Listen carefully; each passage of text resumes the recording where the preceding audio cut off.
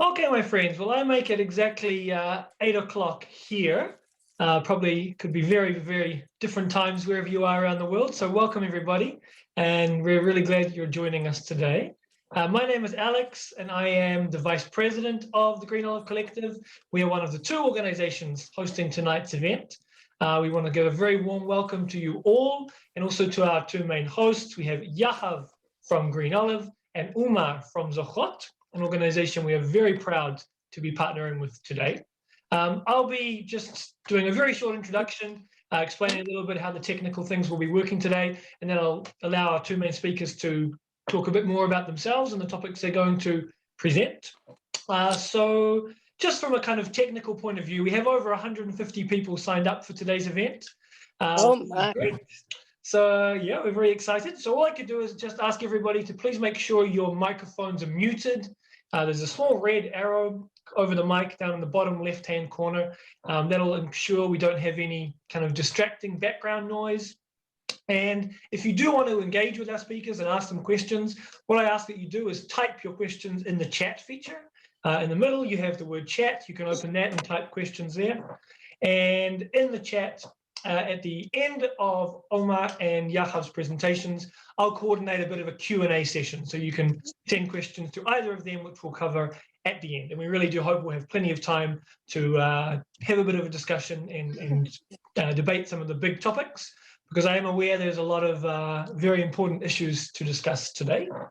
I'll also say a quick word about the online tours and sessions which Green Olive is producing.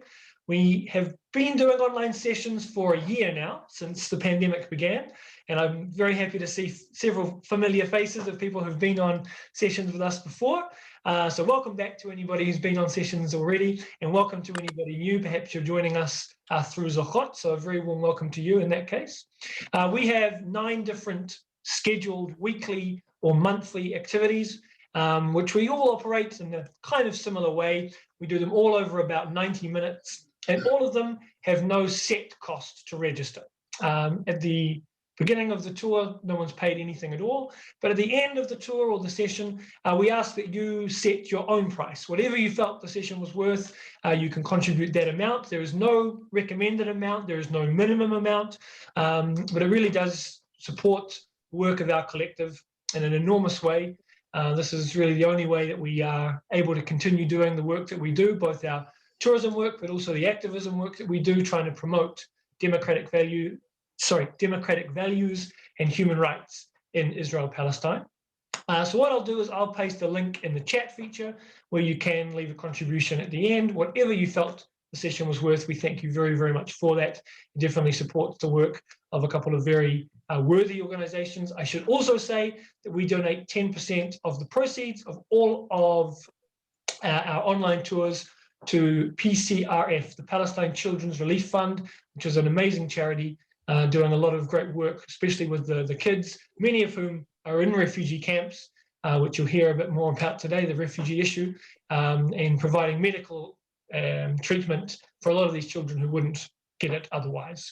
So we really do thank you for your support. I think that's all I need to say in terms of an introduction and the kind of technical things. So I think what I'll do now is introduce you to Yahav, first of all, is that correct? And you can tell us a little bit more about yourself, Green Olive, and then we can begin. All right, hello. I'm Yahav. I'm a tour guide with Green Olive Tours. And I've also been a long time, well, I've studied and volunteered with Zochrot, which is the other organization we're presenting with today. In fact, my teacher was my co-host today, which is a great honor, who taught me about Zochrot's method for showing people the villages depopulated in 1948 and doing those tours and those presentations. But today I'm not going to do exactly that, which Umar taught me. but more about that later. I'll say I think in many ways, Zochrot and Green Olive, in my mind, share a mission,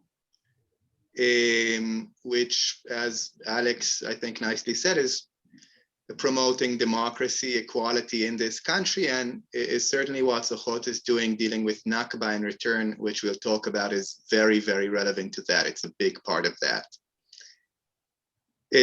But the way we're going to do this is we're going to start with background, basically what is a Nakba that Umar is going to give. And then we're going to go over to me. I'll do a sort of little case study of several villages next to where I live. And then we'll go back to Umar with looking forward, what we can and should do about all this. And all that's going to happen in a space of an hour. And then we're going to have another 30 minutes for Q&A. So I think that's basically it for now.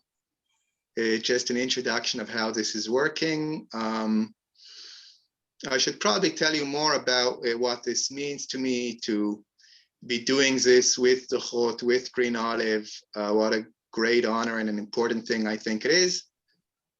But maybe I shouldn't. I'll just say that and go over to Umar to begin really also introducing Zochrot and also well, the introduction to what is Nakba, basically. Umar. Well, thank you very much, Yahav. Thank you, Alex. Thank you, Green Olive. Thank you all for coming. I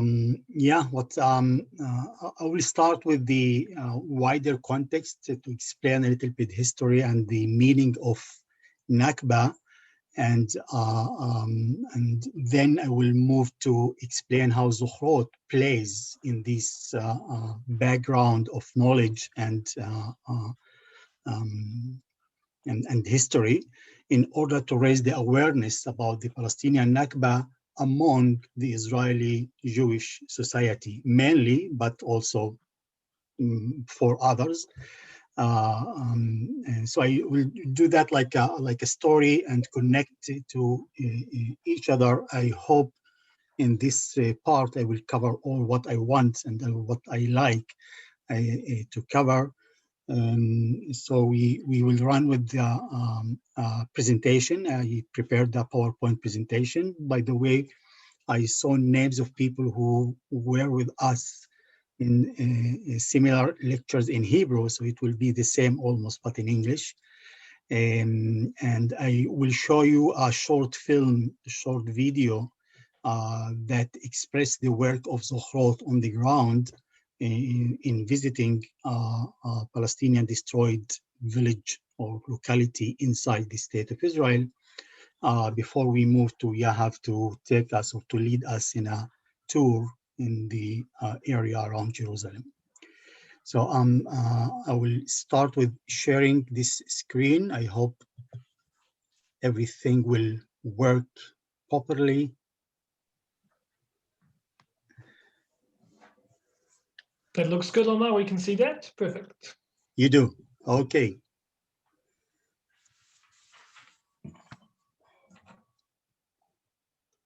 So just a minute. It's not the beginning. Okay. This is the first slide. So the word Nakba, as many of you already know, it's a word in Arabic that means catastrophe, which describes the events that happened in Palestine to the Palestinian people, mainly in 1948.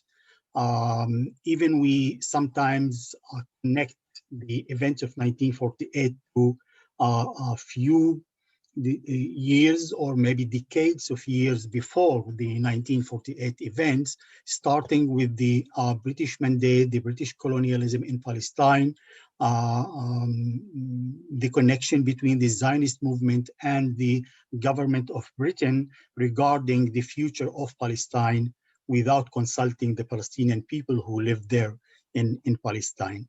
So in this understanding of the Nakba in deep in the history and moving to 1948 and after then, will also give the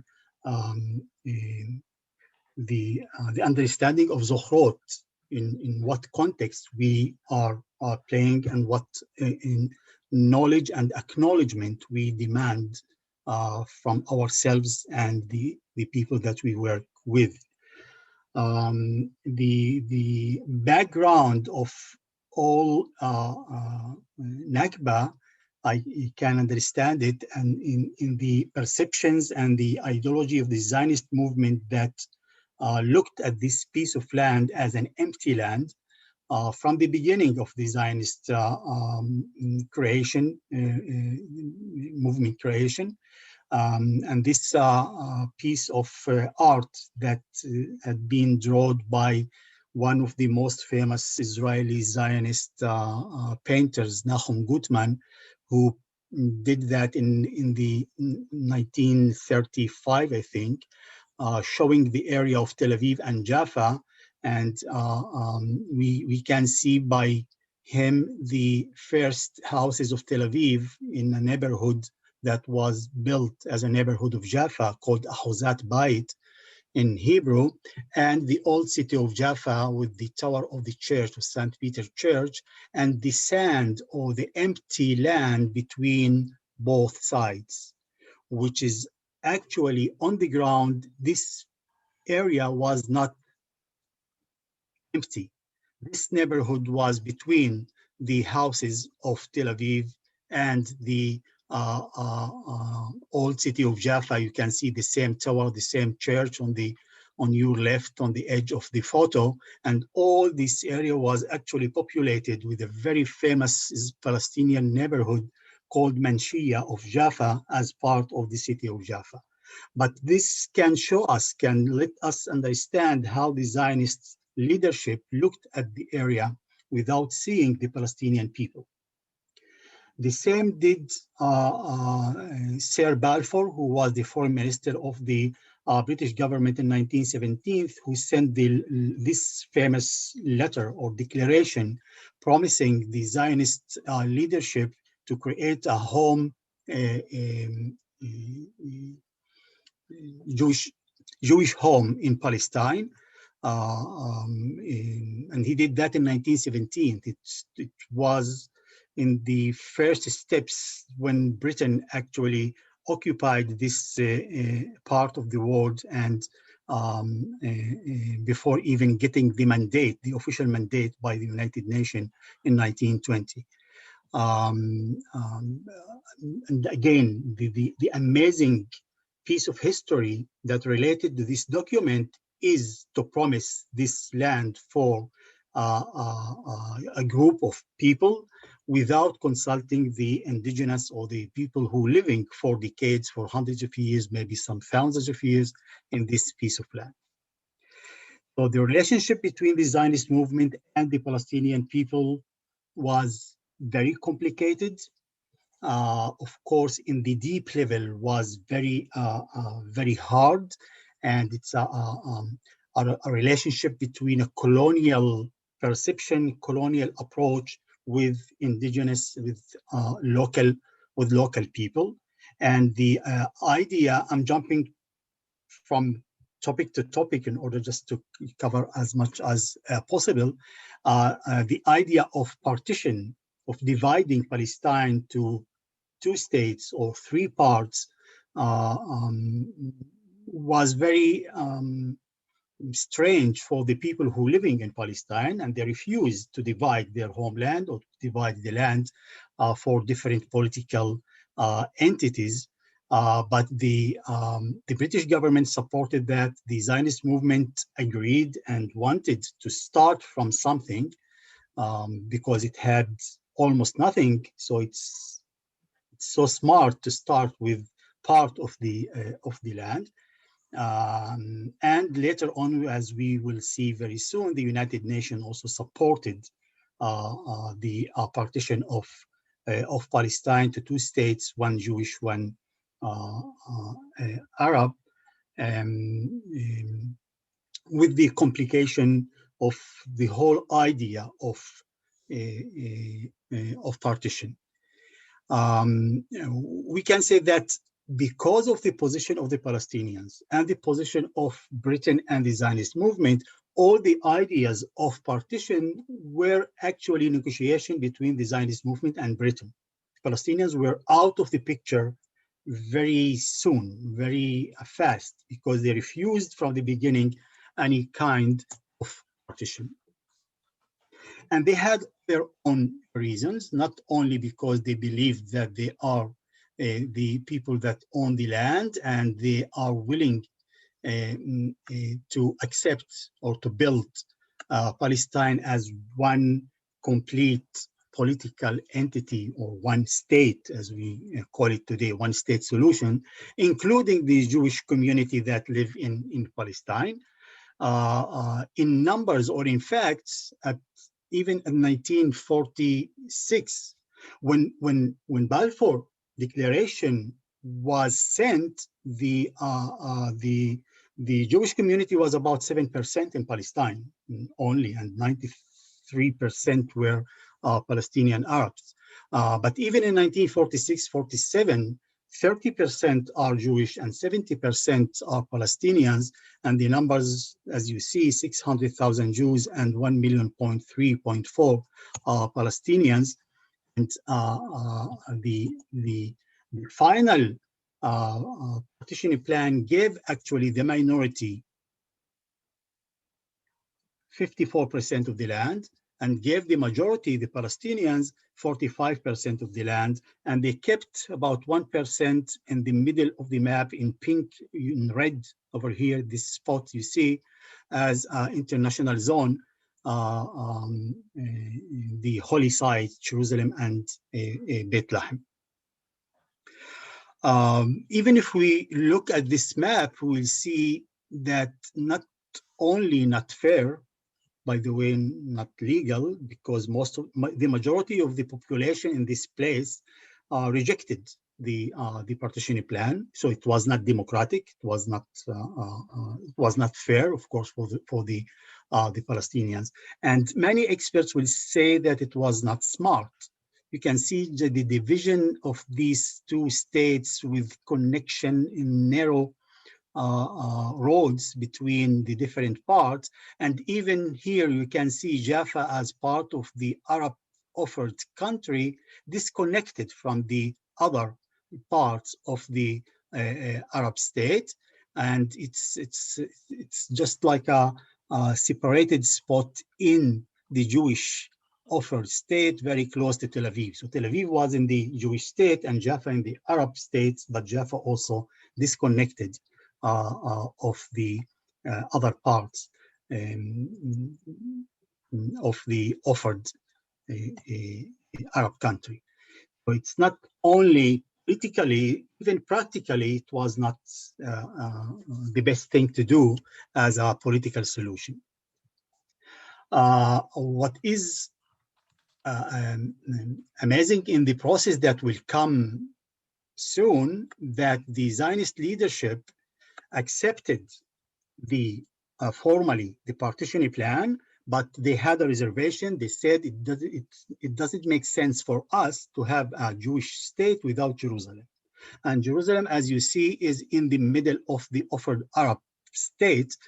And David Ben-Gurion insisted to include Jerusalem in the Jewish state. Of course, the other parties in the Zionist movement, like the Irgun and the Lehi, of course, they were in more radical position. But even David Ben-Gurion himself, if he wants to take Jerusalem or to include it to the Jewish state, he must occupy and take more and more lands from this part that between Jerusalem and the Jewish state, which means also by his operations, he will destroy the option of creating an Arab state.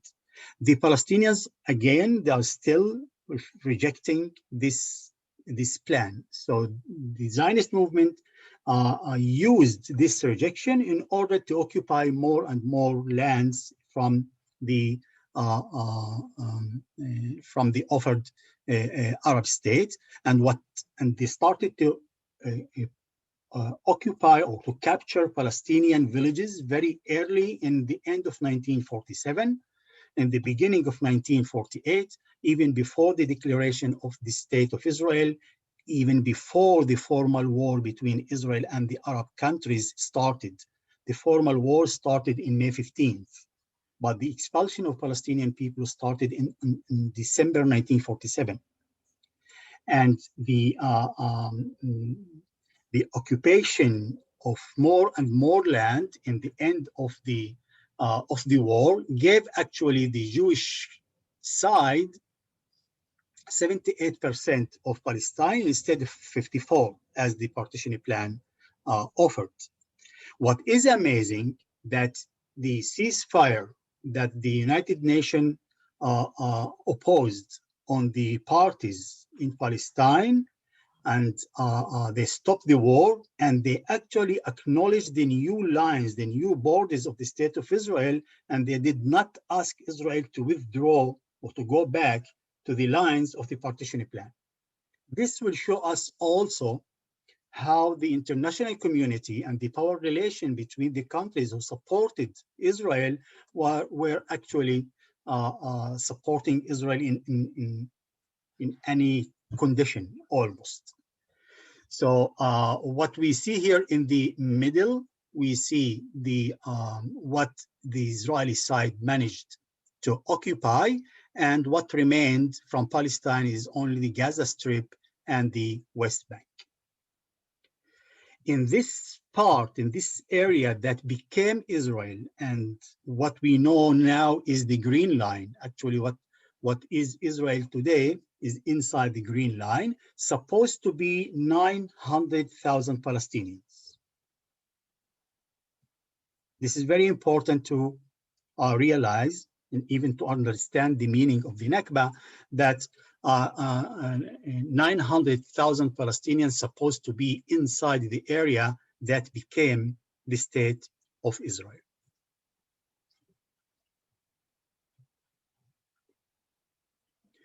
Among them, 750,000 forced to leave their places, their villages, their homes,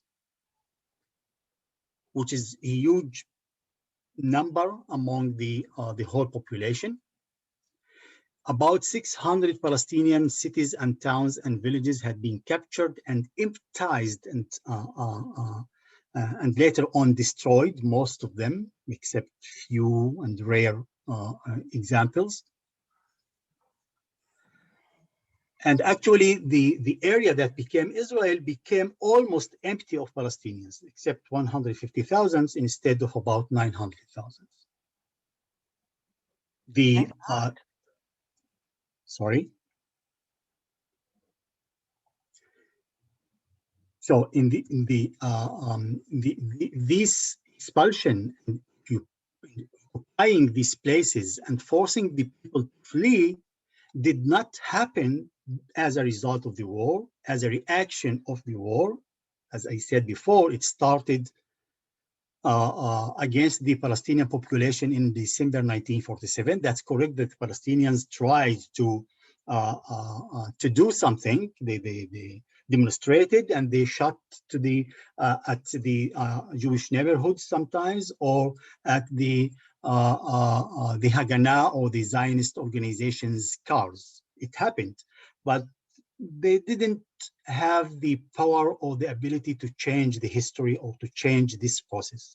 The gap between the Palestinian side and the Israeli Zionist side was huge, and the Zionist side was well prepared, well armed, and have a very clear plan in order to create the Jewish state and to capture as much as possible of the land with the less number of the population. 40% of the Palestinian refugees had been expelled before the declaration of the State of Israel.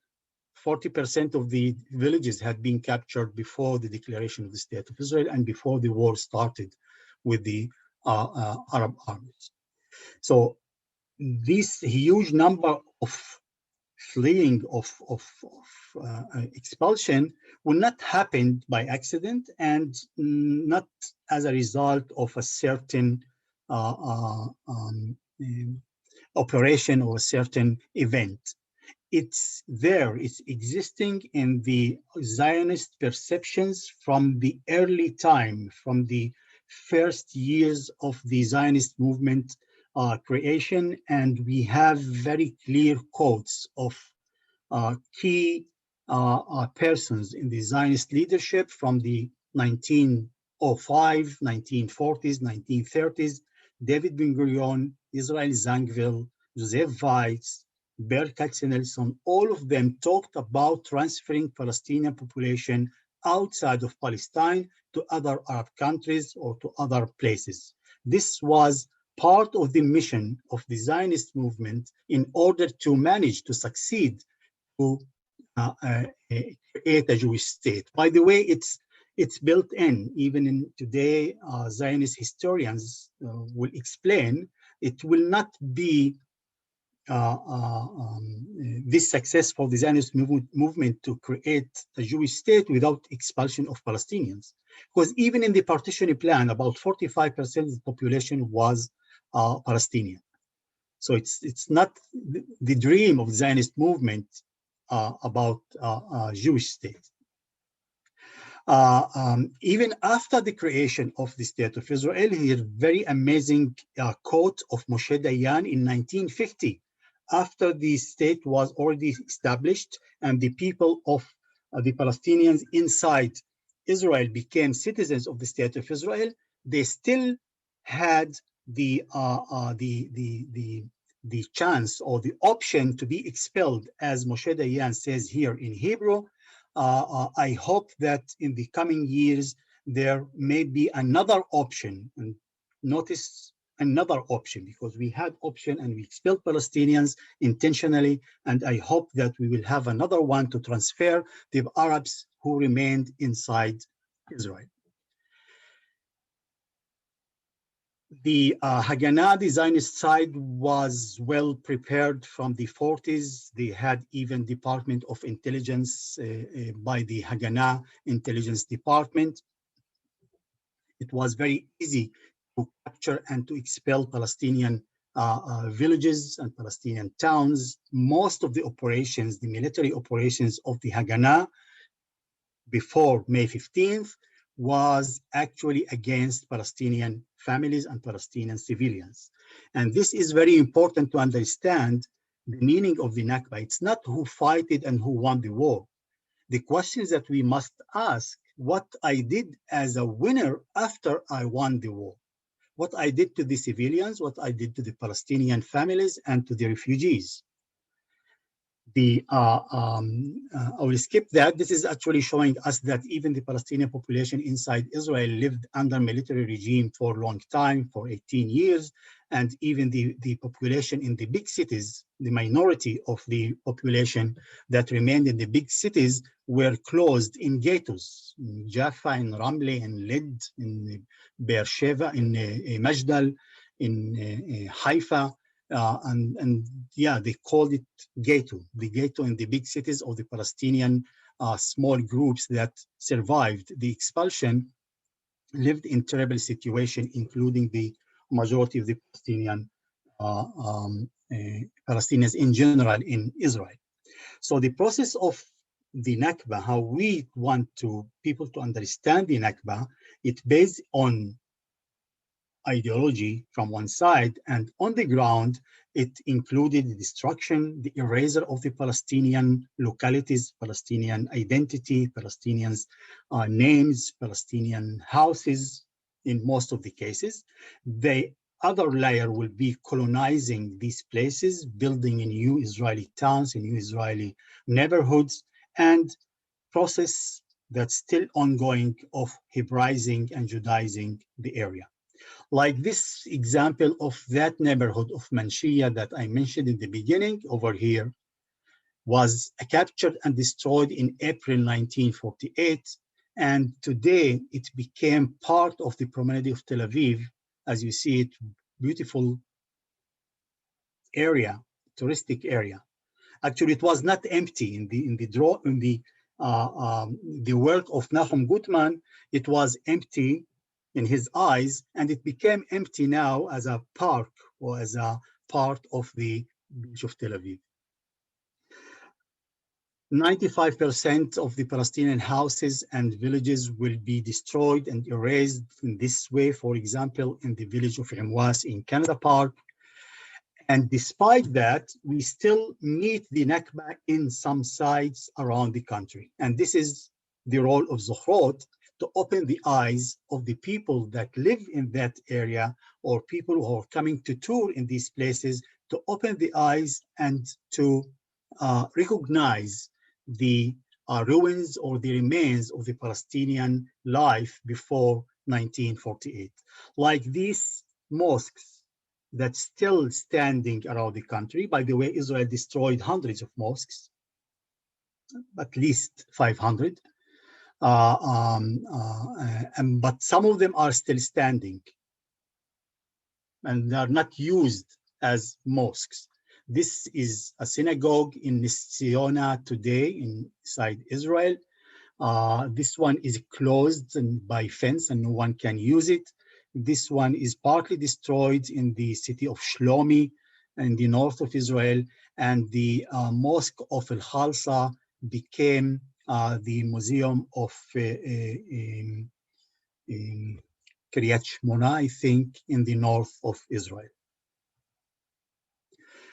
Abandoned churches, there are few churches. Some of the churches were destroyed totally, we cannot see them, but some of them are still in the area, and you can see this closed and abandoned church in the village of Al-Bassa, which is in Shlomi today in the north of Israel. And this is the church of Kufr Bir'im, one of the amazing stories that Israel expelled them politely in order to fix the border with Lebanon and promised them to return after 2 weeks, and the 2 weeks never ended. They still live as expelled people in other areas in the Galilee. Or in this amazing view of one of the villages in Jerusalem, Lifta. I think Yahav will take us also to Lifta. You will see the cactus and abandoned houses or partly destroyed houses. So you just need to open the eyes and to see them. Or in the big cities, you can see beautiful Palestinian villas and houses are still there, but used by Israeli families or Israeli institutions, like this one here in Beersheba, this one in Jerusalem, in Talbiya, and this in Tiberias. Other buildings like these Palestinian schools.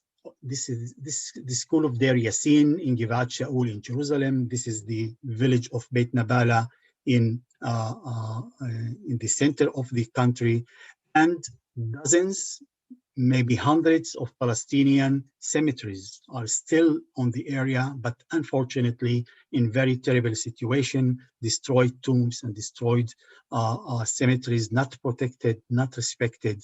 Many of them are desecrated around the country. The eraser will continue to take the names of the Palestinian localities from the Israeli maps, from the Israeli books, from the Israeli media, from the Israeli signs. They will change the name of the Palestinian places to Hebrew names, from Arabic to Hebrew.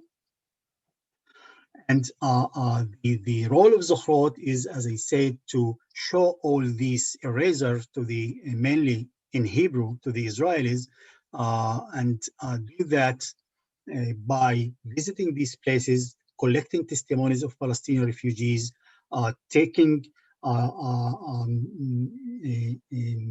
old photos, old maps of these places, and gathering them in a booklets or in our rich website in 3 languages, Arabic, Hebrew, and English. You can visit our website and read about these hundreds of Palestinian villages and towns that I'm talking about. These examples of the booklets that we publish, including all the history of the place, taking groups to these areas and showing them the ruins, telling them the story of each place.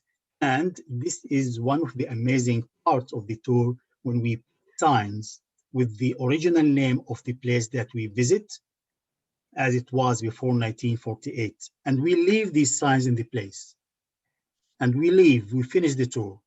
When I go back few days after, I will not see this sign. Some people will come and uproot the sign. This sign that actually shows the people that this landscape that you come and enjoy, and maybe you hike or bike in this area, you miss the history, very close history, just 70 years ago, and no one tell you that in your school, in your curriculum, in your Israeli mainstream media. We published also a map with the whole names of these Palestinian places. We put that on the current Israeli map, so people can see where they live and discover what was the Palestinian village close to their places or under their places. Beside the map, which is in paper for old people, we launched also a very attractive app for smartphones. It's called Nakba. It has the same map, the names of about 500 Palestinian destroyed places, and it will be used as a GPS. It will take you to the location, the original location of these places. And this will be the only GPS on the world that take you to a place that is not existing, which is complicated to do that, but it's very amazing experience. I invite people just to download this and to use it. I will stop here. This is actually the background of the work of Zochrot that was starting in 2002. And by the way, if I didn't mention that, Zochrot was founded by Israeli Jewish activists at that time in order to learn, to study about the Nakba as part of their history. It's not only the disaster that happened to the Palestinians, but it is also part of the Israeli history. And so pity that the Israeli official curriculum is not allowing to teach this part of history to the Israeli students and in the schools. If I have 6 minutes, I have a short video to show, but if not, Yahav, it's your turn now, and in the second part, we will talk about the return. Yeah, I think maybe since we're half an hour in, maybe we keep the video for after, or okay. Thank you, Umar. Thank you for being with us. Thank you for this presentation. And it's great for me because Umar has given you all the correct information, which means I don't need to do any of that. And I can go to a very personal story. So I'm an Israeli Jew. I've lived all my life in Jerusalem, and I've done a lot of studying in different ways about Jerusalem. And then actually at the end of this, if I have time, I will show a short video where you see me 1 year ago. And that's just before COVID started. And that's when I actually physically left Jerusalem to have a place with a garden for lockdowns. And I came out here. As far as I've gotten from Jerusalem so far, it's about 5 miles. I can see Jerusalem out my window, but I'm no longer in Jerusalem. And I think what I'll do, I'll try to share with you. I hope you can see this, a satellite photo. It's just loading, but I think it is going to work. Yep, perfect. That looks great. All right, great. So this is a satellite photo, and at the bottom at the right of this screen in general, you see Jerusalem. The old city of Jerusalem is at the bottom right. And this is the red roofs, is the Jewish neighborhoods of West Jerusalem, is where I grew up and where I lived pretty much all my life. And now I've gone west, a little bit northwest, about 5 miles over to a suburb, which is called in Hebrew Mevaseret Zion, which is literally announcing Jerusalem. So on your way into Jerusalem, you pretty much have to, if you're coming from most of Jewish Israel, you have to come through Mevaseret Zion. It's a main way into Jerusalem, and this main way to Jerusalem that is along the top of this photo was the main way into Jerusalem also in 1948. It is the Jerusalem Jaffa Road, the Jerusalem Tel Aviv Road. Umar showed you that image. All of this in this photo is part of what was in the UN plan, the international zone of Jerusalem. And the very first priority of David Ben-Gurion, of the Israeli state going into the war, was to, as they termed it, break through to Jerusalem, which is clear a corridor from Tel Aviv to Jerusalem through the area populated almost exclusively with Palestinians. And so the area where I live today is known to Israelis and in general as the Jerusalem corridor. You're seeing the last section of the Jerusalem corridor coming into Jerusalem, which used to be a narrow passage, still is a narrow passage between West Bank on both sides, between Israeli military government on both sides, and this narrow passage which was conquered in 1948. So what I want to do today is not what I learned with Zochrot. As I said, what Zochrot does, and what I've done with Zochrot, is gone to the sites of villages with refugees from those villages and gone through and seen where was a school, where was a mosque, where people lived, how it was conquered. I'd like to talk more today about the present, what the sites of these villages look like today. What they look like a little bit to me, but also what they look like to the normal Israeli, right? Who's just hasn't studied with Zochrot, hasn't gone out of their way to learn about any of this. And that's the overwhelming majority of Israelis don't take an active interest in this. So what does that look like? Now, if you look at the top, the northwest corner of this, there's a red dot, which is marking the site, which was the village closest to where is my home today, the village of Kastal. Al-Kastal, which has become known in Hebrew colloquially as Kastel.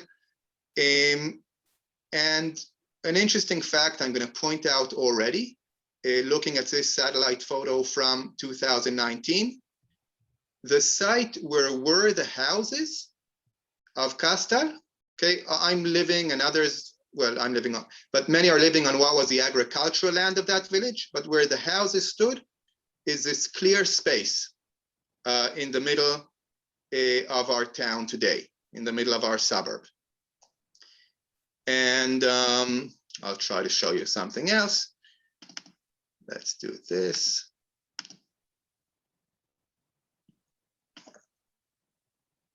Come on. Let's give it a moment. I hope you can see this. Yes. Right. So now I've zoomed in on that. This is the present, more or less. And you see the side of the village where the houses were is this empty patch. Looks like at least an empty patch between the town and the highway and another part of the town. And it's a hill, so we see it from everywhere in our town. When we go to the shops, when we drive on the main road. When I go to the playground with my daughter, just at the edge of the playground is a fence, and behind the fence I see this. Right, I see this empty hill, which is this I took a few days ago. So this is the season now. It's a great time to be in this country. It's all green and flowers, not like the brown in the picture. So this is what it looks like. It's this fenced off area with a lot of cactus, and at the top of it is a building with an Israeli flag on it, which looks like a fortress. So it's fenced off all around, but if you go in, there's a gate. And when you come into the gate, there's a ticket office. Now, it might concern you, why is there a ticket office to see a demolished Palestinian village? Who is charging money for this? Is this Zochrot doing? But no, this turns out to be the Israeli Parks Authority, the Israeli National Parks Authority. This is a Kastel National Site, they call it. And that's, I think, amazing that we have a national site named for a Palestinian village.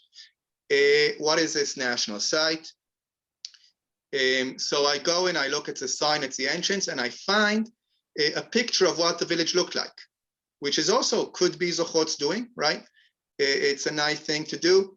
I can zoom in on it a little. I believe this photo is probably taken from the village files that Umar mentioned, that the Israeli or pre-Israeli Zionist intelligence was preparing files on the villages. This was a very important village on the main road to Jerusalem, and it's on top of a high hill. So they had this photo. That's what it looked like just before the war. Here's what it looks like today. Right, this is pretty much the same angle. So all those houses that we saw are gone. And at the top is this building with the flags, what appears to be a fortress. And you have a special path walking up, and on the way on the path, you have signs. These signs are no longer telling us anything about the village of Kastel. These signs are part of a program of ODT, outdoor training, which is a new, not new, but a very fashionable thing for team training and such. And they're structured around 4 core values, which we are told inspired or drove the people who liberated or conquered Kastel in 1948 and should still inspire us today. And there's different activities set out for one to do exactly where the houses were. These activities are set out, but there's no sign of the houses. And those values are comradeship, and there's the test of comradeship, and then determination, and then leadership. And with leadership, you're almost at the top of the hill, and you have to start walking in trenches. Right? The trench is very military style thing, the trenches. There's nothing anywhere in the site to tell you where or when these trenches are from. So you might well think that this is what the Zionists conquered, those people conquered in 1948, is this armored enclosure with concrete and places to shoot from. And we come to get into a bunker, and the last thing we see before getting into the bunker is value number 4, is trust. Presenting, this is the one I'm going to read out a little bit more, presenting the situation as it is, even under difficult circumstances. Now, I want to throw out my appreciation here to the Israeli National Parks and the people who designed this. These are nice values. And trust is an important one to put at the end. And just that trust, you go into a bunker, and in the bunker is another game to do with buzzers and questions and lights that flash.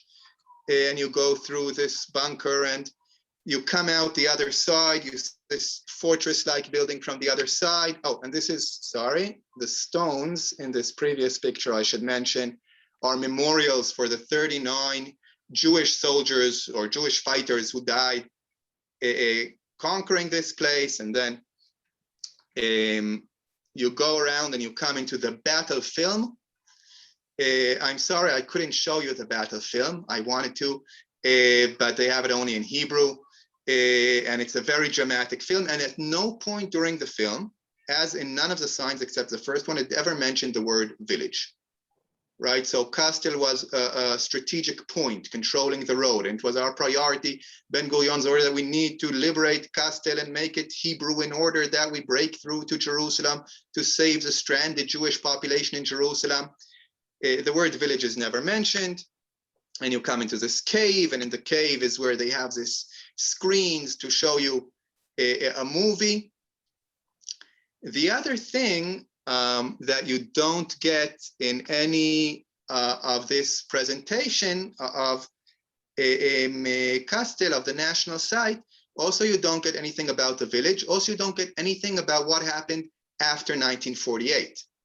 And I'll tell you, it's a little bit of work to find out, but what happened is that, first of all, as you saw, the Israeli military very soon blew up all the houses except some of one, which was right at the top of the hill.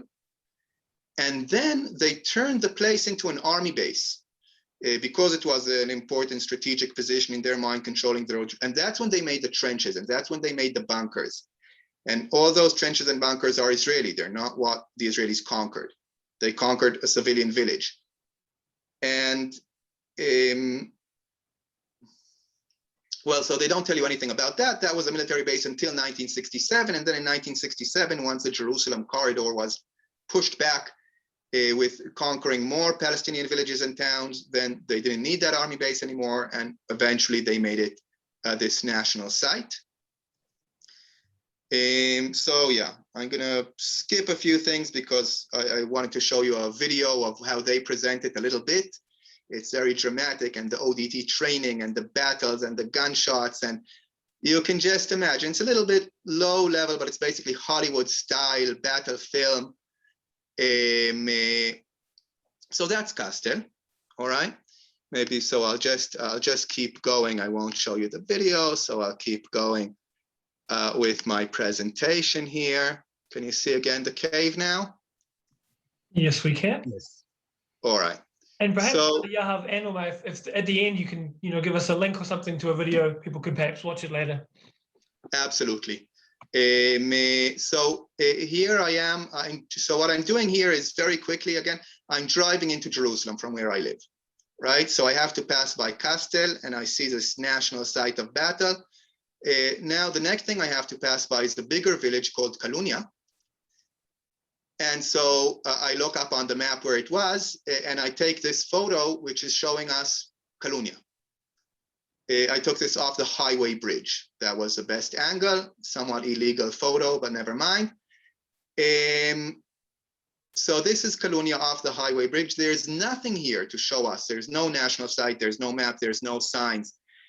So I did have to go and just for one moment show you an old picture. All right, this is the village of Kalunia. And this is the village of Kalunia, right? It's the same place. Just you can see some old agricultural walls, some cactus plants, but you really have to be looking for it. So I get out of the car and I walk around and I find all this remains that are buried in between trees, and new building on a little bit of the top of the village, a new building. And the remains of doors and houses scattered in the bushes. It's really like what Eyal Weitzman writes about forensic. You go through the ruins and you try to figure out where you are. It's quite tricky. But then I keep going down under the highway bridge that I took the photo from before, and I'm walking down. I see some cactus, and suddenly you see this, which is in between the trees. I don't know if you can see it in this photo, but there is the peeping out the windows and doors of a house. And you go in, I'm rushing this a little bit, and you come into the remains of this nice old house, which was, it turns out, the villa of a very wealthy Jerusalem Palestinian family, the Husseini family, who built a summer home out here just at the bottom of Kalunia village, now just underneath the highway bridge. And it's just slowly falling apart. They forgot, sort of, or something, to bulldoze this away when they did the main part of the village. So this is just slowly falling apart, but it's still there. And then I go a little bit further down, I find this very nicely restored from the exact same period, 1890s. But here is a synagogue, and here is the home of a Jewish family who lived here. And this is a Jewish family from Jerusalem who just like the Husseini family, bought land from farmers in Kalunia and moved out here around 1890, right? So it's a house from the same period as a house that's under the bridge, which is, well, you can't really see it, but it's here in the background. But this is very nicely restored, and there's a whole little museum about the Jewish family who lived here and the inn that they ran here. And nowhere, anywhere in this museum that I saw does it say anywhere Kalunia, like they bought lands from, or they settled in. They just settled here on the road, apparently. And just across from the Yelling house is a fence of a construction site. And if you're strange like me, you might want to climb over that and look inside. And you see a lot of bushes growing, and among the bushes, you see some stones, which you look closer, these are tombstones. This is what remains of the cemetery of the village of Kalunia. This is the most preserved tomb here. And this is really, really, really typical. This is maybe what I just showed you now is the most typical of like the 600 villages that were destroyed, is little bits of destroyed things in the bushes, a few things there, a few things that give you clues, maybe a few tombs hidden behind a fence. That's what you mostly find. But I keep driving closer to Jerusalem, and then I see this. On the hillside from the highway, I see actual houses that are left. And I see this also from the highway. You can really see the structure of the village, what's called the village core of the village of Lifta. And this is really perplexing. I'm not going to go too much into the story because I'm out of time, but how come Lifta is still here, right? How come it's not being settled with, or no longer settled with Jewish families, and it's not being destroyed? And it remains, in fact, as a sort of, I think, remarkably beautiful reminder and memorial to the so many villages which were here. And the pool by the spring has been redone, and people come here to swim, and Israelis walk through here. And now I will show you a very short video, the one video that I will try to show you today. It's very short. I'm very near ending and going back to Umar. It's just this 4-minute video and then another 3 minutes of something to say, and then back to Umar to wrap this up. Let me try. I hope this works, right?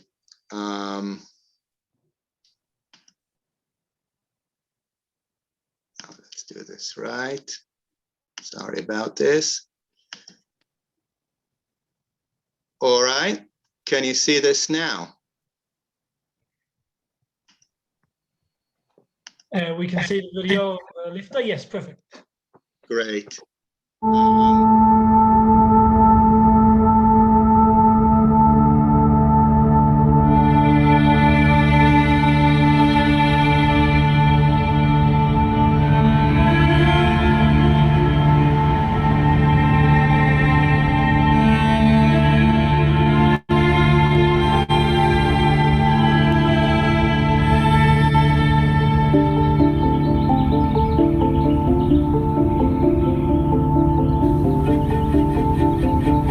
We're in the village of Lifta, just at the northwestern edge of Jerusalem.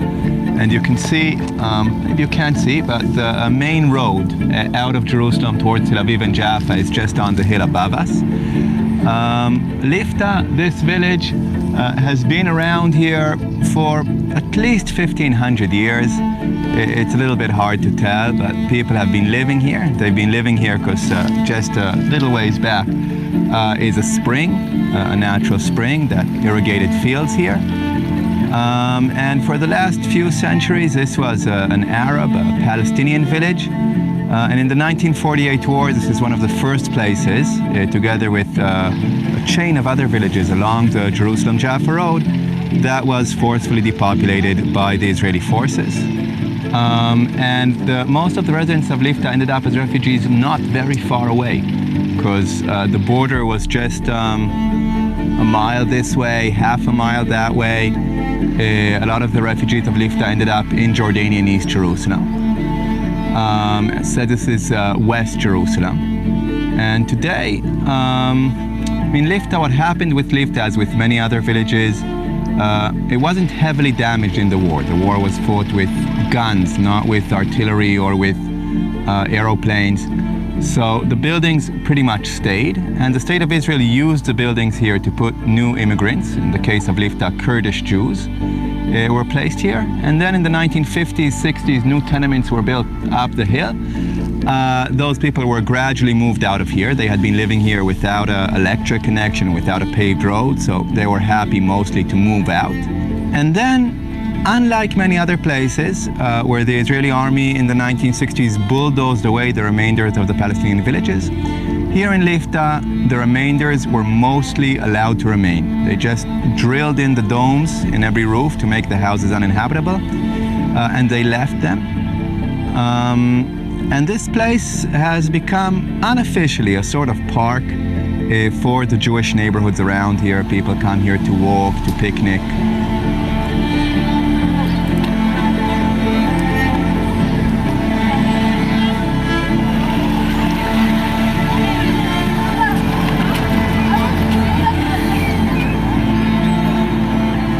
I grew up not far from here. I used to come here as a kid and play and climb and run around. It always seemed to me sort of an ancient, strange place. I never really knew who had built it, when, who had lived here. I had a very strange experience maybe 15 years ago, more or less here, walking here. And I met a guy who was walking here and also when he was giving a tour. And I listened to him and he said, that's the house we used to live in. And that's where my uncle lived, and that's where we made the olive oil. And suddenly, this place, which seemed to me like an ancient thing, I knew it was an Arab village, but I didn't know which Arabs and when and what happened to it. Suddenly, houses that people lived in and places that they played and where they planted, and it suddenly came very much alive. For me, that was a very powerful experience. Suddenly, thinking of this place as a real place where people lived not so long ago, people who are still alive, yeah, that sort of changed the meaning of Lifta for me, from a playground to a place that reminds me also of the Nakba, of the catastrophe that happened to Palestinians here. Right. So that was just for Sybil, who was talking before about the change in my hair. That's exactly 1 year ago when COVID started, and this is COVID here. But that's been my quick run through the route from my house to Jerusalem along the villages. And there's a few takeaways from this trip for me.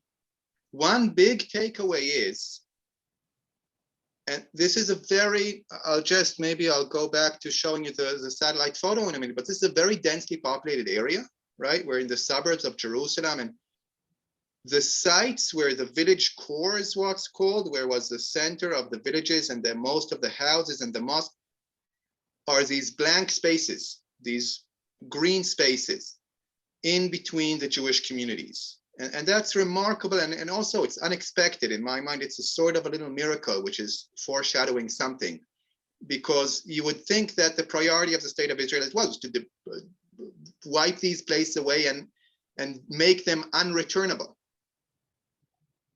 And yet you see this systematic thing where the village cores themselves, for various reasons, so technically I think it was hard to destroy them enough to really make it that easy to build on, and also they're built on slopes and other reasons, but these spaces are left.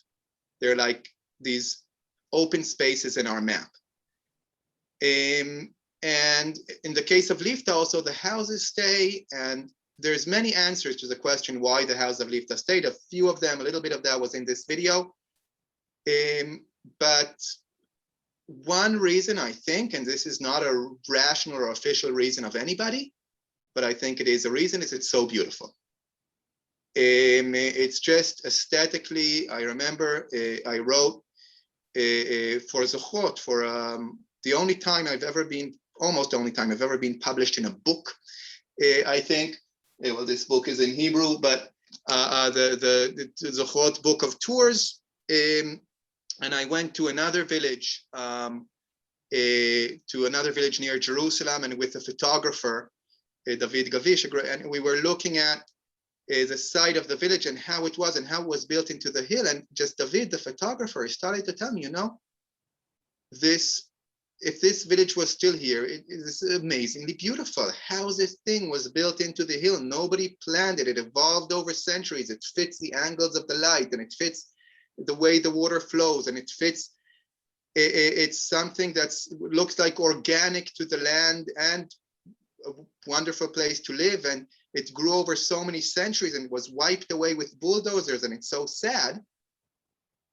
And it's so great that we're doing this and we're doing this book and we're showing people what it is. But here's the thing, Lifta is still there, and Kalunia and Kastel, at least the houses, could be there quite easily. The space is there. It's not about not having space. Despite what you may hear, there's a vast majority of the villages are army bases, planted forests, parks. There's these blank spaces where, and rebuilding the villages, just like rebuilding old Jaffa, where now is that strange park, would be an amazing work, architecturally, artistically, historically, socially, enriching this place so much. It's really also so much more beautiful than the new Jewish neighborhoods around it. It would be so great to have it back.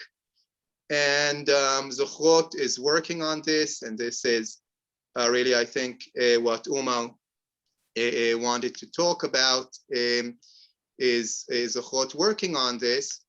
But Zochrot is not the only ones working on this. Oh, no, sorry. Okay, can you see this now? Yes. Right, so this is off work by Yazan Nasrallah, an architecture school in Jordan, in Petra University.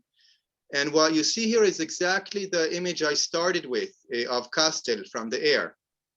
And his project in architecture school was rebuilding. I'm sorry, I'm just going through this like this just to give you a very quick impression, but rebuilding Kastel. And maybe the most, right, this is a Palestinian initiative in Jordan, but how to remake the village. And the thing I want to sort of finish with is this, which is these plans on the satellite photo. So here's our neighborhood mall. And on the left, you see houses of this neighborhood today. And this is a plan of how to rebuild Kalunia, how to rebuild Al-Kastal in an attractive, modern way that connects with it without removing, again, any present-day houses. So it could be built into our suburb today, could be rebuilt this village. My one disagreement sort of with this plan is a planned parking lot the planned parking lot is the playground where I go with my daughter. That will be my my argument with when we come to rebuilding Al-Kastal, is whether it's a parking lot or it stays a playground. But that's a small fight. The thing is, it can be done. It will be beautiful to do. It would be right to do. It would be not so difficult to do. We can, as Zochrot and Badil have said, correct or address the historical wrong without causing a new injustice. We can resettle the overwhelming, rebuild the great majority of the villages without displacing anybody. And what we need for this is not, well, the main thing we need for this is to drop the racial definition of the state. That's what's holding on. That's why this was done in the first place, as Umar explained. That's why it's being done now. We can live together if we give up the idea of Jewish dominance, of the Jewish state, which in fact has come to mean, or maybe always has meant, a Jewish supremacist state, and make something new. And I suggest much better and much more, as Alex said in the beginning, democratic, really. Yeah, I went over my time. That's absolutely the end of me for now. And going back to Umar to do a little bit, I think, continue a little bit what I said about return. and then we'll go to questions.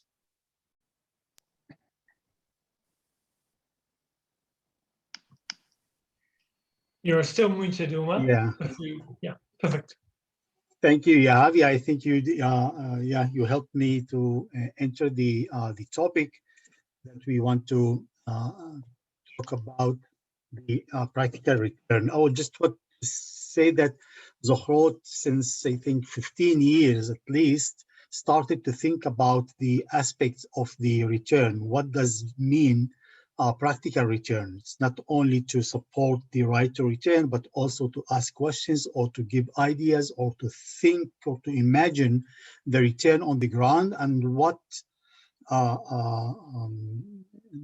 will be the results or the effects of the return on the people and on the area that we live in. And we started with the easy cases, like the case that Yahav showed about a refugee, a young person will draw the future of his rebuilt or her rebuilt village. And we usually started in the beginning of this process in the empty places. Places are in parks or on forests or in empty places, still empty, not populated inside the state of Israel. And the people just gave ideas and concepts of the new life after return. It was surprising to see how the third generation of Palestinian displaced people entered this topic very strong. By the way, in the beginning, they were surprised because there is no any clear plan, even among the Palestinian leadership, not in the PA, not the PLO, to show the world or the international community or to the Israelis or even to the Palestinians themselves how return looks like. We still have very strong the belief on return, the dream to return, but we don't have any struggle, practical struggle or practical plan for return. And we were surprised by these groups. We started with internal displaced persons inside the state of Israel, even if I didn't mention that 25% of the Palestinian citizens of Israel are actually refugees. They are internal refugees. They're forced to leave their original villages, and despite they became citizens of the state, they were not allowed to go back to their original villages, even they live just 5 minutes away from their original house. And in many cases, their houses have been destroyed by the state of Israel in front of their eyes. They saw the process of destruction. So this is third generation. It did that in different ways, telling us how they see their return to their own village, to their own place. And they, as we can see over here, they learned the history and they designed the future with keeping some memories from of the old village. They also added aspects of modern life as they, as youth, want to see their village. That village was the village of El-Berwi, by the way, the Mahmoud Darwish village, the famous Palestinian poet. This village, Al-Ghabsiya in the Galilee, again, as these youth Palestinians imagined. And this is another village, Al-Ladun. We had a number of models or numbers, thank you,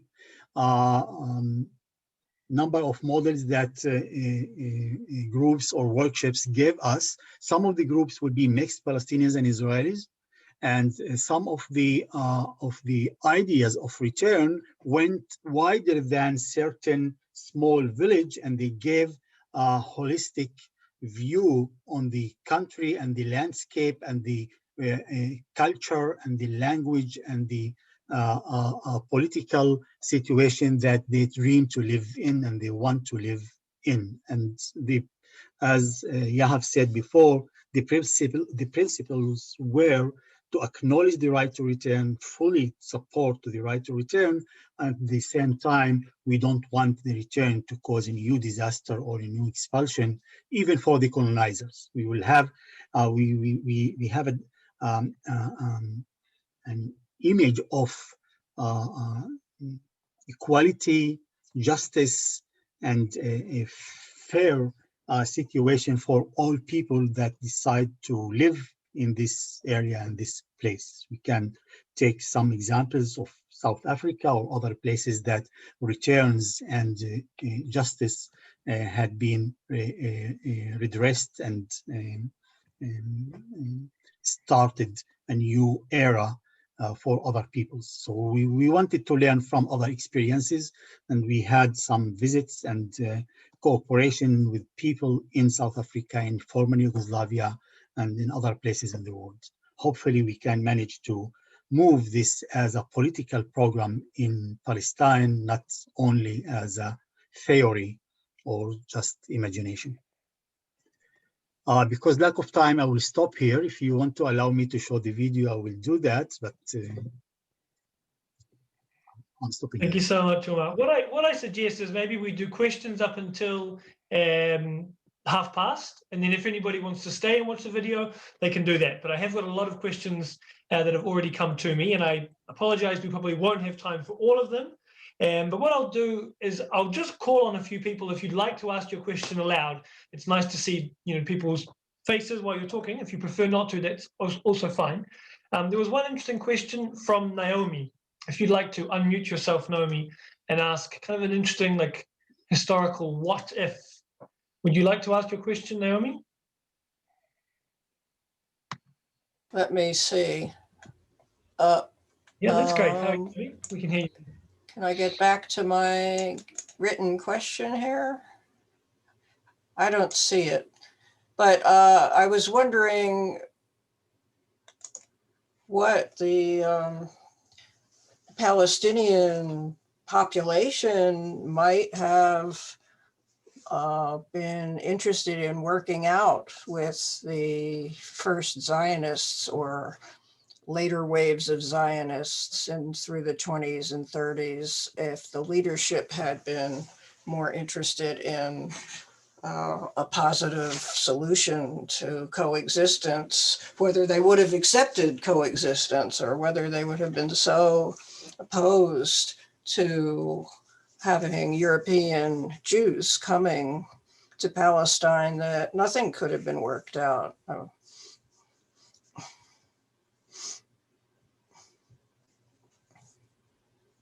You want us to answer immediately, or just you want to collect questions?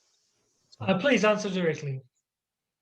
If I understood the question, I think, no, the Palestinian leadership didn't like the fact that people from Europe immigrating to Palestine in order to live with them. They didn't recognize the Zionist perceptions, but in the stage that they already have a Jewish population in Palestine, they were willing to have them as equal citizens after the British mandate will leave Palestine, and they will create, as I said, one state for all peoples, including those who immigrated. But they will not accept them as governors or as colonizers. They wanted them to live as equal persons and normal citizens, not as political entity or something like that. Under what government?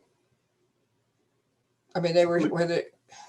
It will be for under the British people living in Palestine. No, they wanted independence for Palestine, to have a Palestinian government, including the whole populations, regardless their religion or their beliefs, including Jews, Christians, Muslims, and etc. Okay, thank you. Thank you very much, Umar. Unless Yahav, you have anything to add, I will ask next, maybe Brad. Brad had a couple of interesting comments and an interesting question about the Balfour Declaration. Brad, would you like to ask it aloud? Sure. Let me pull up my chat. Yeah, the passage in the Declaration, which always bothered me was that it was going to be clearly understood that nothing shall be done which may prejudice the civil and religious rights of existing non-Jewish communities in Palestine. And then it goes on to say, or the rights and political status enjoyed by Jews in any other country. Now, I'm not sure what that last part means, but that first part, to me, clearly indicates that the rights of Palestinians were never supposed to be abridged. And who decided that the Jews were going to be in control of the state of Israel? I mean, that doesn't say anything about giving control to the Jews that moved there. All right, maybe I'll take this one. What I usually tell people who come on our tours, which God willing, some of you shall physically come and we'll see you, is really, as Umar said, the story begins with the Balfour Declaration. The Balfour Declaration contains at least one contradiction, because at that time, as Umar mentioned, Jews were 10 or less than 10% of the population of this country. And basically what it says is we're going to give a national home in this country to 10% of the population plus immigrants without prejudicing the rights of the other 90%. Imagine that anywhere else. Imagine somebody came to wherever you live and said, there's some groups, it's 10% of the population where you live, we're going to bring people from around the world who belong to the same group to make a national home for those people where you live without prejudicing the rights. How does that work? What is the plan? Yeah. I think to really, and I'm sort of going to answer my own question, to really understand the Balfour Declaration, it didn't prejudice the rights of the non-Jewish population because in the British mind, those people didn't have a lot of rights. The rights of the non-Jewish population in Palestine were in the British mind like the rights of the population of the Indian subcontinent or the population of East Africa. They had the right to enjoy colonialism, which would bring them progress. That was basically the right they had. They would be subject people. That was sort of assumed in this framework. I can understand that. I don't like it, but I can see where that would make sense. All right, thank you very much, Yahav, and thanks, Brad, for the question. Maybe I'll just do a couple of very quick questions, which I can read quickly. Yahav, when in 1948 was Castell defeated? Do you know the time of year, the month? It's right now. It's going to be the anniversary. So Castell, actually, I didn't talk about it, but the reasons it's such a great military site, like many, many times, it's because there was a great military defeat for the Zionists. So the Zionist forces first conquered it on April 3rd, and then Palestinian forces conquered it back from them. On Palestinian militias and volunteers from the area conquered it back from them, which they didn't expect, on April 8th. So 5 days later, and then in that battle, as you see there over and over, 39 Hebrew fighters died losing, and then the next day it was reconquered with bigger Jewish forces. So the dates are in April, which is the same for Kalunia. I'm just going to keep going. Kalunia down the road is a few days later, also in April. But Lifta, the last place, was the first, or one of the very first, to be depopulated. So parts of Lifta were already depopulated in December 1947, the upper neighborhoods, Sheikh Bader and others.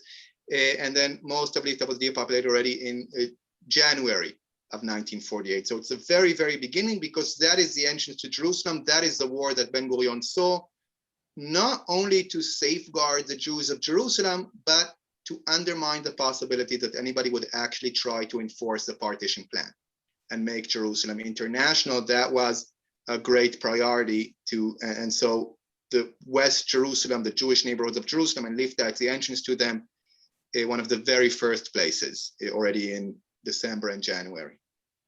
Excellent. Thank you. Great summary.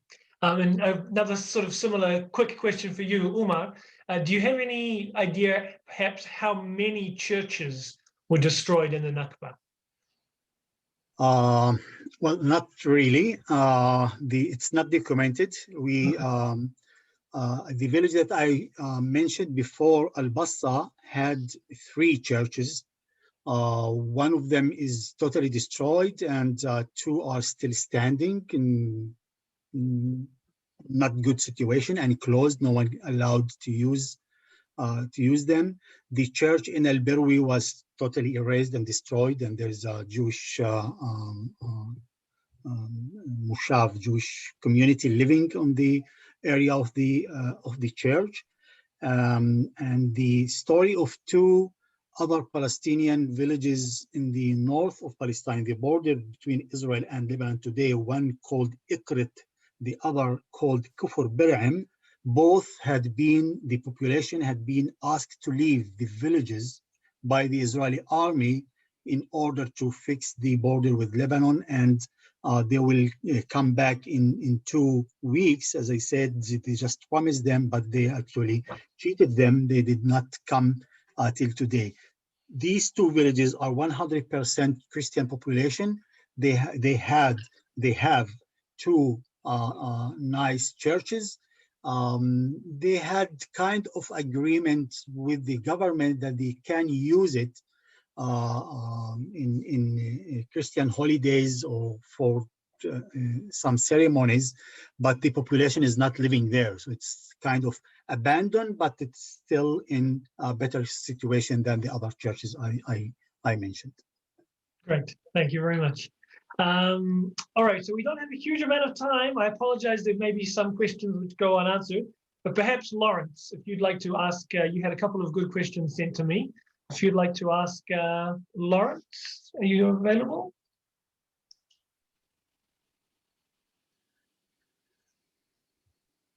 Okay, in that case, why don't we slip to Lynn? I can see you've got your hand up there, Lynn, waiting very patiently.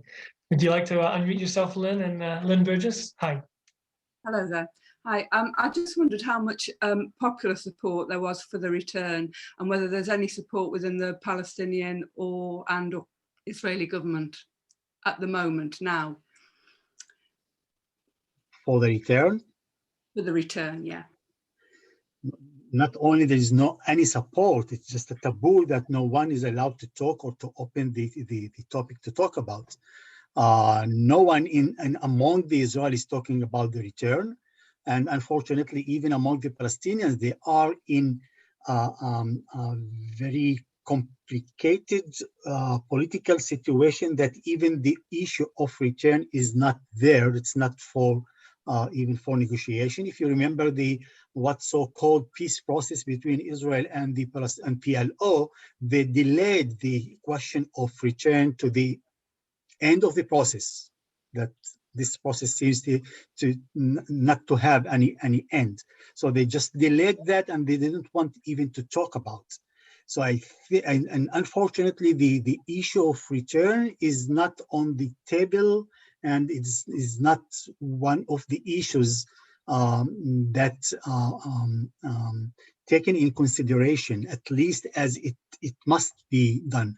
Among the Palestinian activists and NGOs and political movements, it's very strong there. Of course, among the refugees, there are about 7 million refugees today with their descendants, and they all the time talk about their right to return. But in the political level, even nor in the Palestinian official circles, of course not in the Israeli circles, and not in the international circles, it's not there, sadly. I'll maybe give a slightly different answer. Everything Umar says is, of course, correct officially, but I think there's undercurrents also, things that people have in their minds and are not official positions.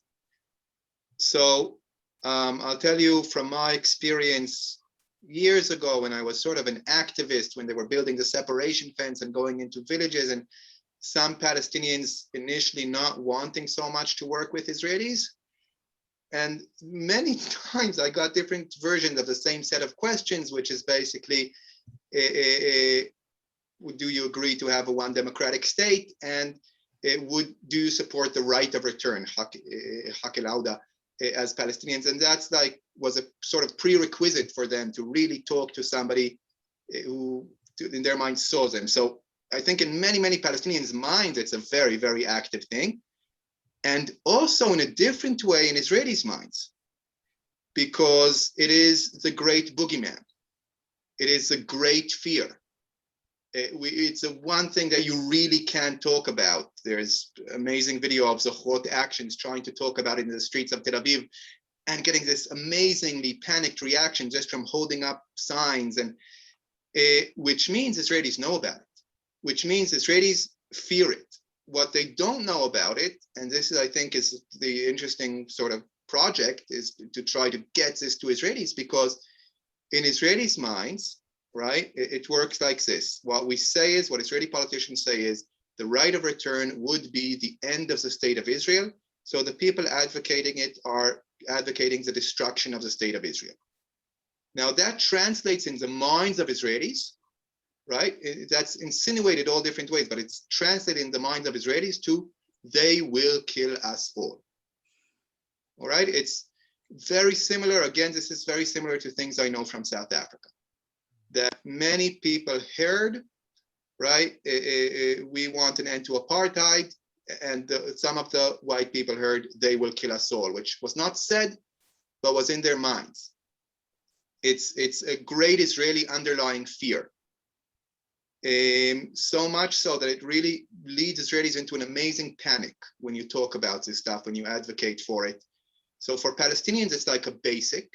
The right of return is one of the basic things of Palestinian rights and what it means to be a Palestinian, even in many cases. And for Israelis, it's a great boogeyman.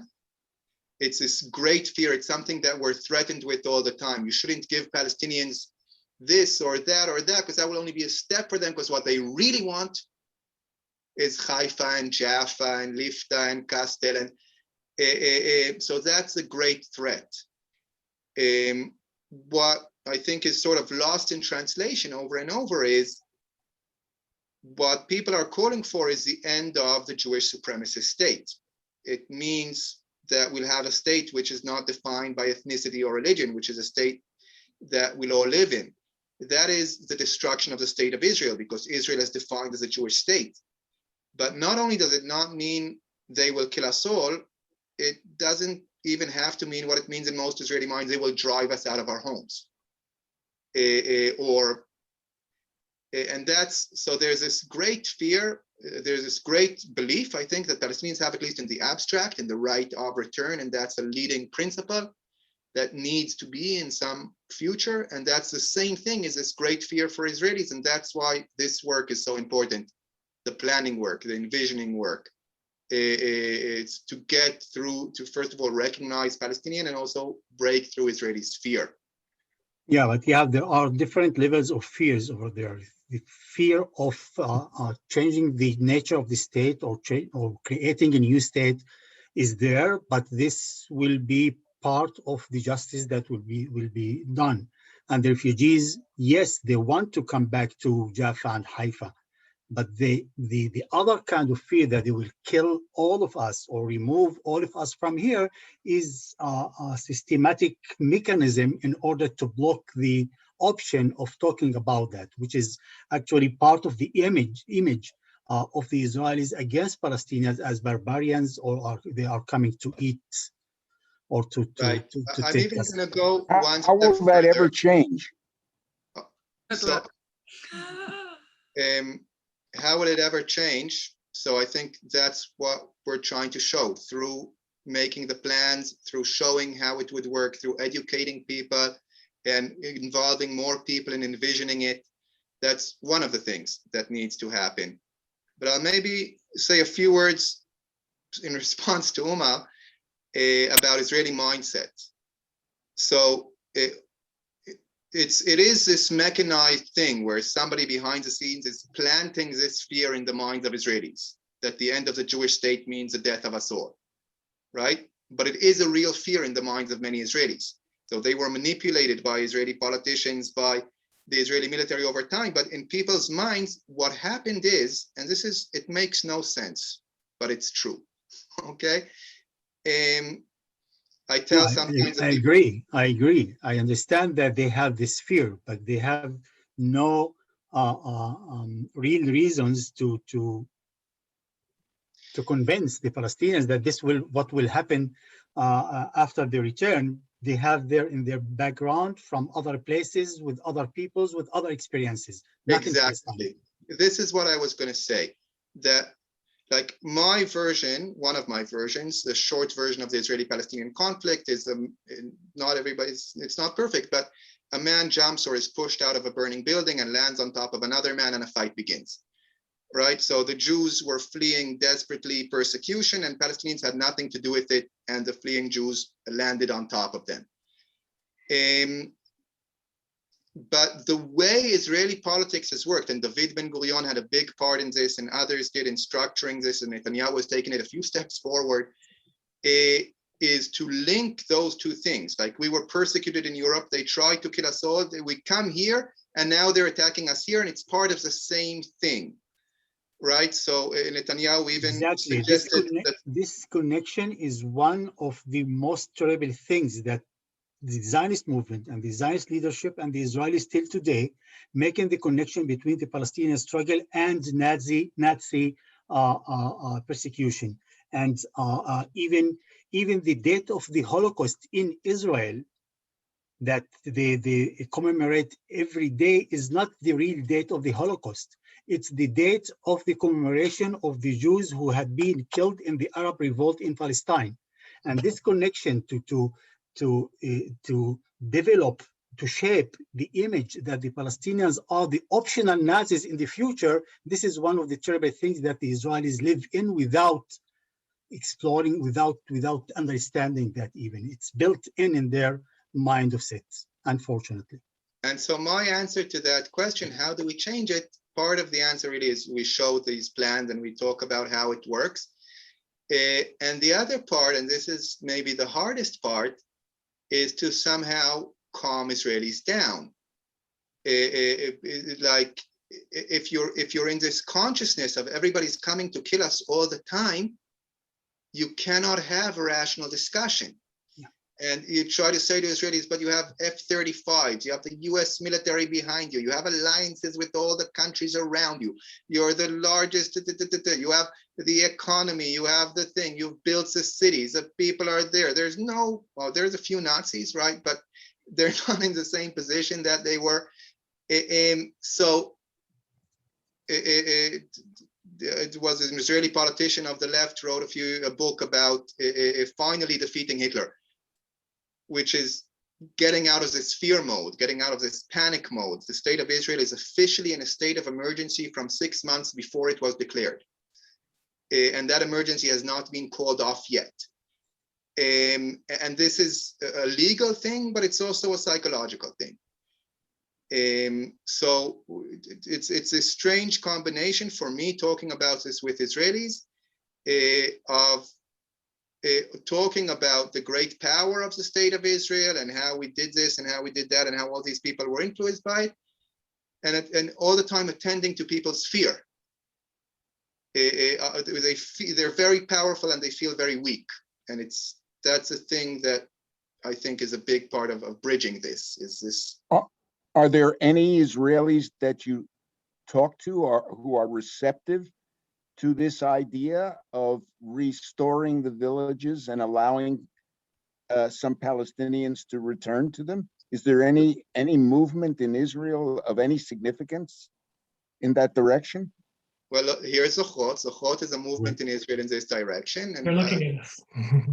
Umar wants to go. I'll just say 2 sentences, which is, like, are there any Israelis? Yeah, there's several hundred or several thousand. It feels like I've met all of them in one or another context. There are, it's like many, like they're a big portion of my friends, as it happens over the years. They are, but they're not a major political social force. But there is some people who are very active in this and devoted to this. And Zochrot is certainly an amazing example of that.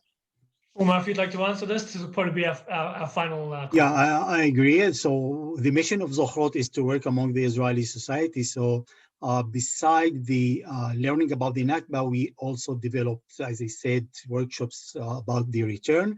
And 2 years ago, we invited dozens of Israeli activists in order to be in a movement called Movement for Return. And we have about 50 people, Israeli Jews, are in kind of organization, internal organization at Zochrot or linked to Zochrot called the Council for Return. And they actually wrote a paper about their vision to return. This paper is available also in our website at Zochrot. So again, you can read all these materials in the website. Thank you very, very much to you both. Really, I want to say on behalf of us all, Umar and Yahav, you packed so much information in such an important topic, and I really, really appreciate what you've presented for us today. I apologize to those of you who still have questions. We just don't have time, and this Zoom will automatically end eventually, so we have to wrap things up here. If anybody does want to continue the conversation after this Zoom, please feel free. You can reach Yahav through the Green Olive website, greenolivetours.com. You can reach Umar at zochrot.org. And I should also say that today's session has been recorded, and I will be uploading it to our YouTube channel, so you can see it there. If you want to continue the conversation, we're very happy to hear from you and keep on talking. If you would like to support our organization, as I said at the beginning, please feel free to contribute whatever you felt today's session was worth. It's also very easy to do that. greenolivetours.com/contributions. I'll also paste that link in the chat one more time for you as well. We really, really do appreciate your support, and also spread the word. Tell people about the work of Zochrot, tell people about the other online activities which Green Olive are doing, and we hope very sincerely that in the next few months you'll be able to come and visit us physically on the ground here again. So this is what we really hope. I think for our final few minutes, Umar, if you want to put the video on, it'd be great for people to be able to watch it if they do have some more time. And if someone also asked if it's possible to get a copy of your slides, it's also great to be able to share those as well. But thank you very much, everybody, for joining. Before the video starts, I posted in the chat links to the various things that I showed today, if anybody is looking at that. Yeah, thank you. Yes, yeah. Because in one side we talk to the Israelis in order to teach them about the Nakba, but in the same time we deal with the Palestinian refugees. It's a process of empowerment of the refugees. בהערים ההרוסות. הפעם אנחנו נסייר בכפר שנקרא בית נבלה.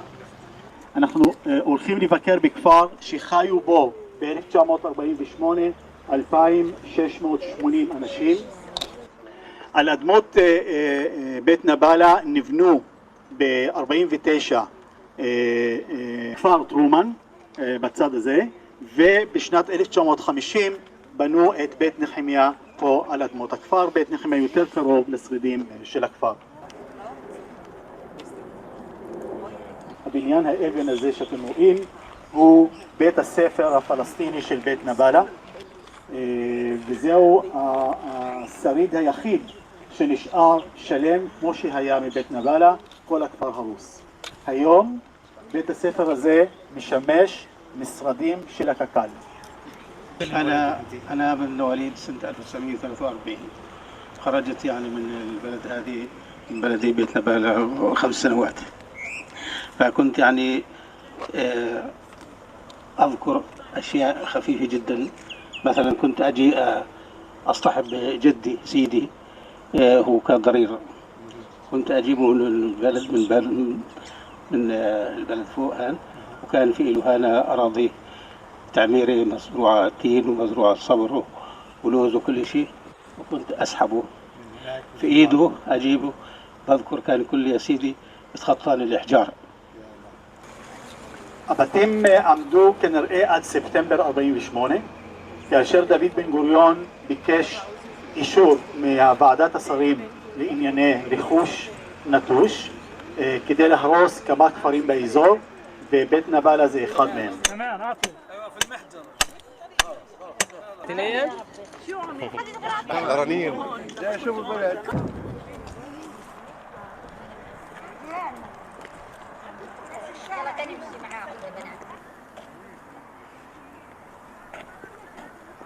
أهلا وسهلا بالجميع.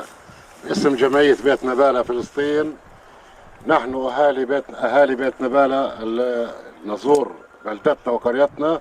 باسم المتواجدين هنا جميعا نشكر مؤسسة ذاكرات على هذه المبادرة وعلى هذا العمل الذي يؤكد على حق العودة للاجئين الفلسطينيين إلى مدنهم وقراهم التي هجروا منها. حسن محمود سليمان قطيفان، من مواليد 15/8/1945. هلا انت تتذكر كيف طلعتوا من البلد يوم ما طلعتوا من البلد؟ والله احنا كنا اولاد صغار، ويعني شبه يعني خفيف جدا، بس مع اللي كانوا يخرفونا اهلنا كيف طلعنا، فقالوا انه في اجن طائرات ضربن وفي مركز كافلي وكان في ضرب والناس تسمع من بعضها. اليوم الاول للاعتداء على البلد اجى الطيران على اخر البلد، المنطقه الشرقيه. وين يعني؟ اشر لي عليها، وين يعني؟ هيك اخر البلد مشاركه، يجيبونك في اخر البلد مشاركه. وبالصدفه انا كنت في هذيك المنطقه، ليش بعرفش، لكن شفت الطياره وشفت القذائف اللي نزلت ما نزلتش على بيوت، نزلت على اطراف البلد، وهذه اللي سببت رحيل البلد، الخوف من قديش كان عمرك؟ في حدود 10 سنين 11 سنه تقريبا. מיד אחרי נפילת לוד, עם כל הסיפורים והזוועות שבלוד והטבח, רוב הפליטים של לוד גורשו לכיוון בית נבלה ואחר כך לכיוון רמאללה, וחלק גדול מתושבי בית נבלה ראו את גלי הפליטים מגיעים מדיר טריף, מאזור לוד ורמלה. בעצם לזה הייתה השפעה מאוד גדולה גם על המורל של התושבים כאן.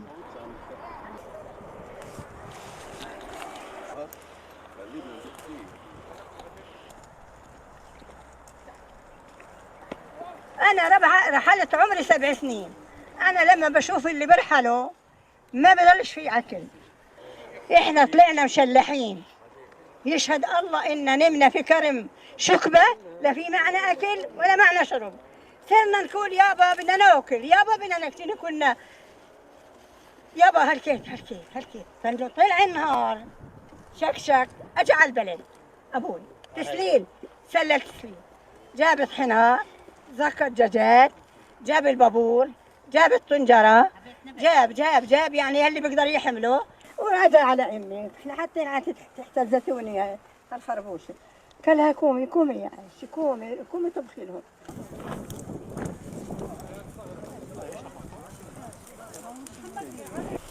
אנחנו רוצים להיכנס לטוב בין השרידים של הבתים. שימו לב רק לקוצים ולאבנים.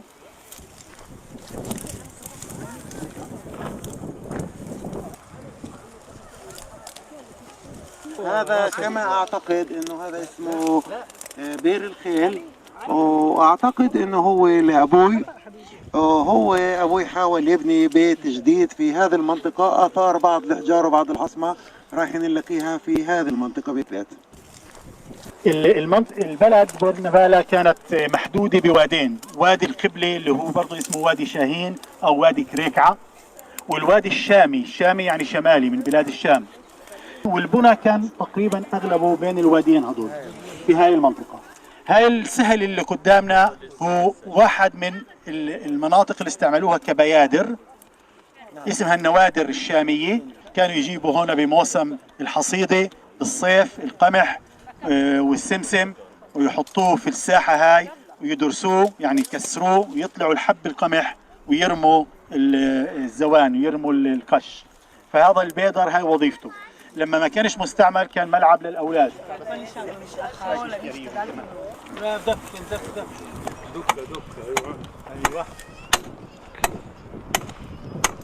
بسم الله الرحمن الرحيم.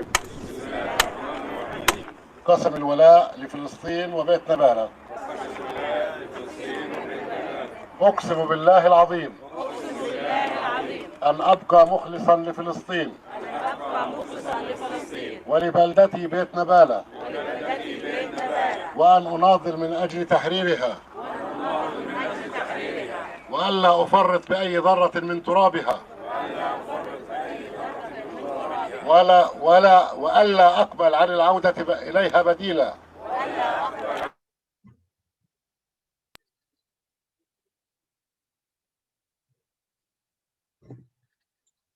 Thank you very much. Thank you, Omar. That was wonderful. Congratulations to yourself and to Yahav. Very moving, and you're doing wonderful work. Thank you so much.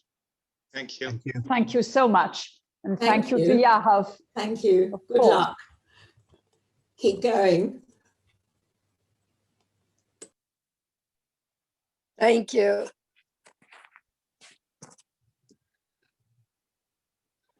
And take care, both of you. And thank you to Olivia. Alex. Yeah, thank you. Yahav, take care for COVID. Be very careful. Your family and are your family okay, Yahav? We're okay, and we're all vaccinated now. Oh, I'm so glad. Oh, that's a relief. Take care nonetheless because of the mutants, okay? All right.